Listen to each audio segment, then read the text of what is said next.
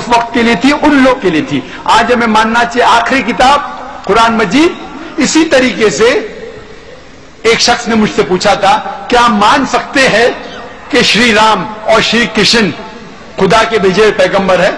कुरान में आता है सूरह फातिर सूरा नंबर 35 आयत नंबर 24 में कि अल्लाह ने हर कौम के पास एक पैगंबर भेजा है। नाम से सिर्फ 25 पैगंबरों का जिक्र है कुरान में। तो अगर कोई शख्स मुझसे पूछता है कि श्री कृष्ण या श्री राम क्या पैगंबर हो सकते हैं खुदा के, तो मैं ये कह सकता हूं क्योंकि उनका नाम कुरान में मौजूद नहीं है, हो भी सकते हैं, नहीं भी हो सकते हैं। इसीलिए कहते कुरान में नाम तो नहीं आए हैं उनके, मगर हो भी सकते हैं, नहीं भी हो सकते। अच्छा, इनके पास पैमाना क्या है कि हो सकते हैं? देखिए, जिनके वो नाम ले रहा है, मैं नाम नहीं ले रहा हूं, आप समझ लें, जिन लोगों के नाम लेके पैगंबरों की फहरिस्त में शामिल कर रहे हैं, पहली बात तो ये कि वो थे क्या नहीं थे, ये एक सवालिया बात है। दूसरा, अगर वो थे भी तो जो थे, जो चीजें उनके वजूद का पता दे रही है, वो किताबें किन की है? गैरों की। और फिर गैरों की भी कौन सी किताब है जिसके लिखने वाले कैसे मालूम है आपको? राम के वजूद पर जो सबसे बड़ा एविडेंस है इनका है वो रामायण।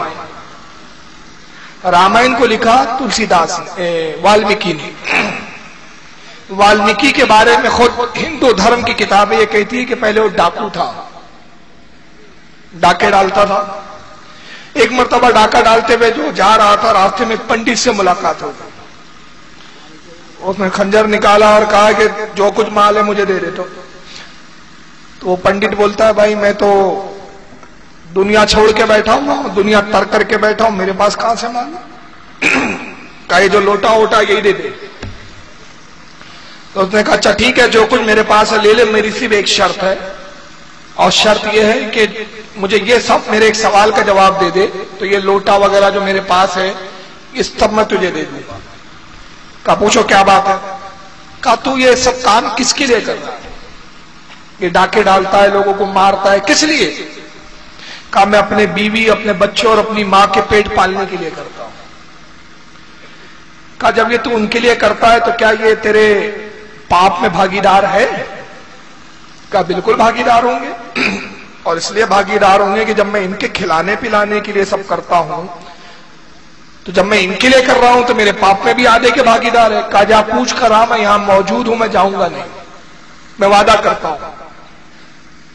तो ये जो डाकू था, ये अपनी बीवी के पास पहुंचा और बीवी से कहता है कि देख, मैं तुझे खिलाने के लिए डाके डालता हूं, चोरियां करता हूं, लोगों को मारता काटता हूं, जब मैं मरूंगा तो क्या तू मेरे पाप में आधी भागीदार बनने के लिए तैयार है? तो बीवी ने कहा कि मैं क्यों तुम्हारे पाप में भागीदार बनूं? तुमने मुझे ब्याह के लाए हो, तुम्हारी ये जिम्मेदारी है कि मुझे खिलाओ पिलाओ। मैं क्यों तुम्हारे पाप में भागीदार बनूं?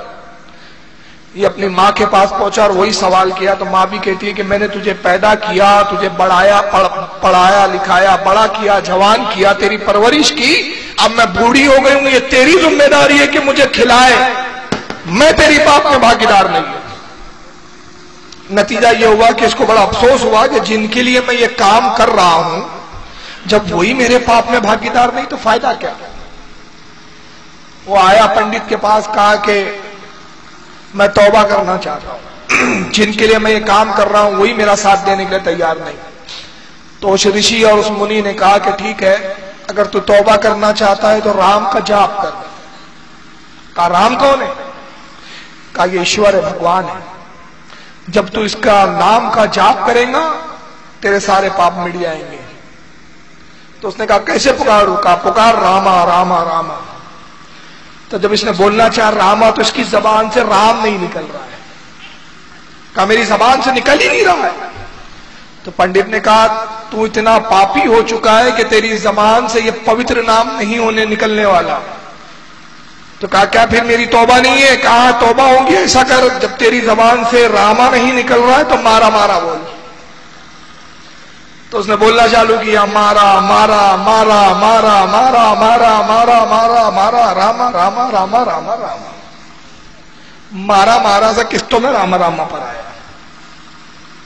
फिर हिंदू किताबें कहती हैं कि जब वो कई साल तक रामा रामा कहता रहा तो भगवान राम प्रकट हुए और कहा कि मैं तुझे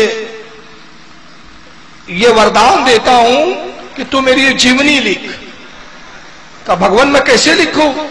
कहा जब तू आंखें बंद करेगा तो जो कुछ हो चुका है वो तुझे नजर आएगा। आंखें बंद करता था, जो कुछ गुजर चुका है वो नजर आता था। ये था वाल्मीकि जिसने लिखा। तो वाल्मीकि कौन था? एक डाकू था जिसने एक ग्रंथ लिखा। अब अंदाजा लगाइए, हमारे यहां वो हदीस जिसमें रावी झूठा वो हदीस नहीं चलती। मुसलमान है, ईमान वाला है, मगर रावी झूठा है, हदीस नहीं चलती। ये डाकू की रिवायत ले रहे और खुले लफ्जों में कह रहे हो भी सकते हैं। चलिए जाकिर साहब ने तो कहा हो सकते हैं, अबू अला मौदूदी ने कहा मुमकिन है कि रसूलों में हो। मौलवी रशीद अहमद गंगोई ने कहा अच्छे लोग थे, मगर आइए गैर मुकल्लिद बनामे अहले हदीस की किताब में दिखाऊं आपको। इसका नाम है हदियतुल मेहदी, ये मेरे हाथ में। इसके लिखने वाले मौलवी वहीदुज्जमा साहब। आइए हदियतुल मेहदी जिल्द नंबर 1 सफा नंबर 85। मौलवी वहीदुज्जमा क्या कहते जरा सुनिए। कहते वह अराफा बित्तवातिर बैना कौमा वला कुफार अन्नहुम कानो अंबियाए सुलहा। कहते काफिरों में जो माबूद जो लोग मशहूर है, राम कृष्ण वगैरह, जो हर जमाने में मशहूर रहे हैं, हालांकि वो अंबियाए सालिहीन में, नेक नबियों में है। वो सिर्फ नबी नहीं है बल्कि सालिहीन है।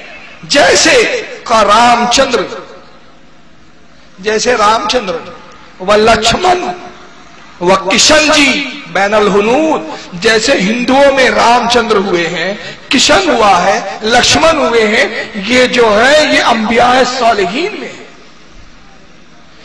फिर आगे लिखा व जुरतुश व बैनल फारस, जैसे जरतुश ये फारस में हुआ है, ये भी अंबियाए सालिहीन में। व सुकरात व फीसा गौरसा बैन अहल यूनान, फीसा गौरस और सुकरात जो यूनानियों में हुए, ये भी अंबियाए सालिहीन में से थे। अब आगे यहां तक देखिए क्या लिखा है, बल युजबो अलैना, हम पर वाजिब है कि हम इन पर ईमान लाए। राम पर ईमान लाए वाजिब है, कृष्ण पर ईमान लाए वाजिब है, लक्ष्मण पर ईमान लाए वाजिब है, सुकरात और फीसा गौरस पर ईमान लाए वाजिब है। कहते हम पर वाजिब है कि हम ईमान लाए। अन तक़ूलू आमन्ना बिजमी अंबियाई व रसूलिही ला नुफ़र्रिक़ु बैन अहादिन मिनहुम व नहनु लहू मुस्लिमून। और हम ये कहें कि हम ईमान लाए इन तमाम नबियों के ऊपर और हम नबी होने में इनमें आपस में कोई फर्क नहीं करते और हम मुसलमान हैं। जैसे रसूलुल्लाह नबी है वैसे राम भी नबी है, जैसे ईसा अलैहिस्सलाम और मूसा अलैहिस्सलाम नबी है वैसे लक्ष्मण और कृष्ण भी नबी है, और ये अंबियाए सालिहीन में से है। मेरा इन जमातों से एक छोटा सा मुतालबा है, और वो मुतालबा ये है कि हमारे उलमाए अहले सुन्नत में, हमारे आइम्मा में, हमारे इमामों ने, हमारे तारीख लिखने वाले मौरखीन में से किसने इनको नबियों में शामिल किया, उनका नाम बताओ। किसी ने। अच्छा इनका वजूद है, मैंने जैसा कि अर्ज किया, इसकी भी दलील क्या है, इन्हीं की किताबें, और फिर इन्हीं की किताबों में जो जिक्र मिलता है वो भी ठीक ठाक नहीं है। मैं ज्यादा खोल के नहीं बताना चाहता, आपको मालूम है कृष्ण का जो किरदार है आप देख ले कैसा है। कई लड़कियों के पीछे रहते हैं, बताया जाता है कई हजार निके किए, बहुत सारी बातें जो बोलना मुनासिब नहीं है, आप समझ सकते हैं। नतीजा क्या होता है?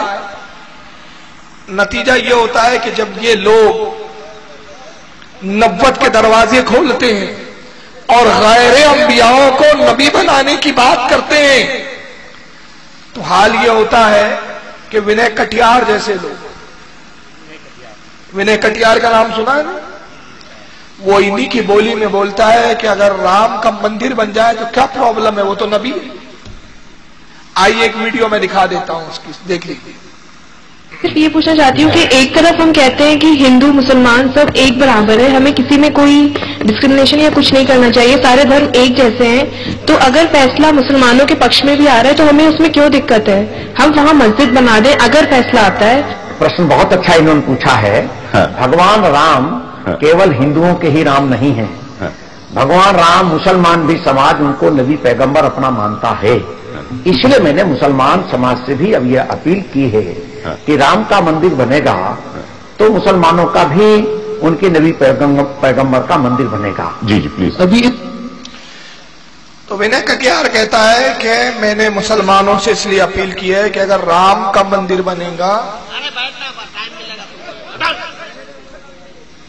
राम का मंदिर बनेगा तो मुसलमानों की भी पैगंबर का मंदिर बनेगा।